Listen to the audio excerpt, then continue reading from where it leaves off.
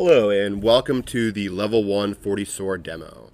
Today we're going to be talking about what is a SOAR tool, why FortiSOAR, and we're going to be going through a few examples of use cases to show you how FortiSOAR can be your unified incident response management product, help you with alert triage automation, help you with SOC optimization, and SOC collaboration. So why a SOAR tool? Technologies are rapidly growing in efforts to adapt to the threat landscape. As technologies multiply, it becomes increasingly difficult to harmonize among them. FortiSOAR remediates some of the biggest challenges in cybersecurity. By allowing cybersecurity operations centers to create a customized automation framework that pulls together all of the organization's tools into a single centralized location, the result is an elimination of alert fatigue and context switching, which allows enterprises to not only adapt, but also optimize their cybersecurity processes. Okay, so let's now dive into the product. In a nutshell, FortiSOAR ingests actionable alerts and other useful data from security tools into its different modules. Once alerts are ingested into the system, out of the box and customized automation can be utilized to bring down the median time to respond, keep analysts within standard operating procedures, and just create general efficiencies around the incident response process. FortiSOAR is a modular program, meaning that any alert data, any actionable data that you have in your environment that you can ingest via API into FortiSOAR, we can put in the program. That could be alerts, indicators, assets, users, or any kind of custom data that you want to bring into the product. It's really up to you. In the alert module, we have records. Records are a visual representation of the actionable alerts you are pushing into FortiSOAR. If we click on the records, we can see a more detailed view. This is the analyst workbench. This is where analysts will view alerts, make decisions, and see what the automation is doing to triage and remediate the alerts in your environment. So let's take a look at this email alert here. And I'm picking this because it's a more technology agnostic brand. Everybody has Exchange or Gmail or something that they can utilize with our phishing remediation. FortiSOAR uses built-in API connectors with pre-built actions to ingest and create other API responses to different programs. That's the orchestration part of SOAR. As we go through this alert, we ingested via our Exchange connector, we can see that there's a reporter email body and the email body of the actual phishing email. As we go through, we can see a return path, which is different than the sender email address. And we've also done the alert triage and enrichment already out of the box using this pre-built playbook.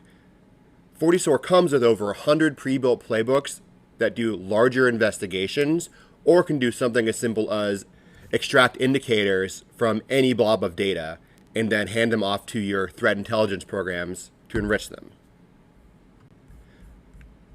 So as an analyst, I can see not only do I have potential spoofing, there are some malicious indicators that came in through this email.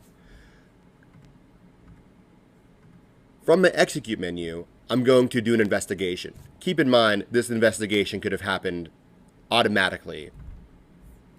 But for the purposes of this demonstration, I am going to trigger it in a manual fashion. So we can see the playbook confirms what I already knew, that there is a spoofing attempt going on, as the sender email address is different than the sender return path. Notice the two R's. Also, something else I didn't see initially was there's some keywords that are on our blacklist, such as Bitcoins.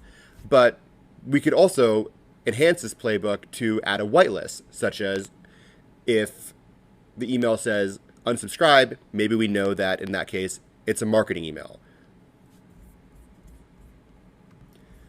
Another important thing the playbook does here is stop and ask the analyst, me, if I want to take action.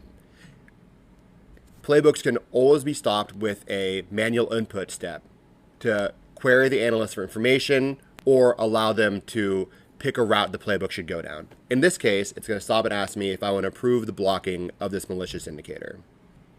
I say yes because I've seen spoofing, I've seen blacklisted keywords, and I've seen multiple malicious indicators. So we've automated and done some response and some menial tasks. What larger investigations could we do? Well, I could run this playbook here, which goes and searches for where else have I seen this email. The playbooks post here in my workspace, and also this workspace can be used for analysts to chat and hold data. But in this case, the playbook comes back and says, I have seen this email in these other inboxes. Do you want me to delete them? I say yes. We move forward. And now I can safely say I've closed out this incident. So because of FortiSOAR's case management, I can go and close and add my closure nodes. Here I'm going to say we blocked the email on this program, and then we went ahead and deleted any other instances of that email across the network. Once I close out the alert, KPIs are created to show how long it took for us to work on it and how long the automation took to run. It took me about 13 minutes while talking to you guys to close out this alert. In a traditional scenario, answering or mitigating one phishing alert might cost 20-30 minutes of precious time per alert. In 13 minutes, we have A, closed out the one alert, and B, found and deleted the email across the network. And this is inherently where the value prop is with the SOAR tool. We create efficiencies and let you remediate much quicker. So let's take a look at another situation. In this case, it's a suspicious login attempt. When I go to the alert, we can see a playbook is already run on this alert because it was triggered automatically. We can see that while there was a suspicious login attempt and the IP address is external, the source IP is found to be safe by our threat intelligence services. Let's take a quick look at how this is found. FortiSOAR has built-in playbooks that will inspect indicators as they are generated and found, and will reach out to your threat intelligence platforms to gather that and garner that reputation. We can go through multiple reputation services at once, as you can see in this playbook.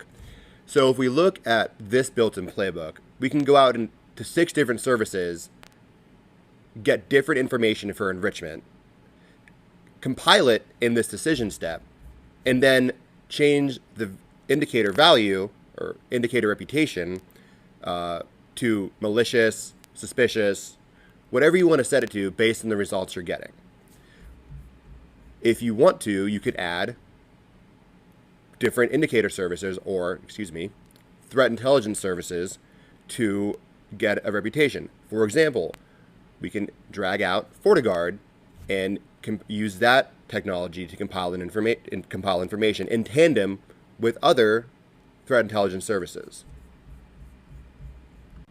So as I go to the playbook editor, I can go to the step where we make that decision.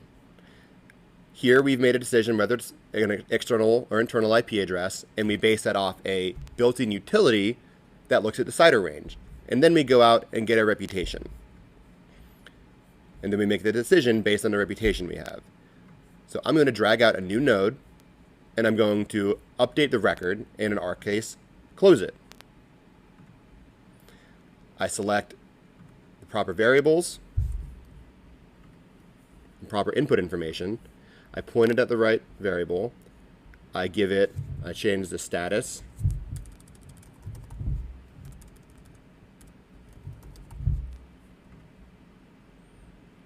To close false positive.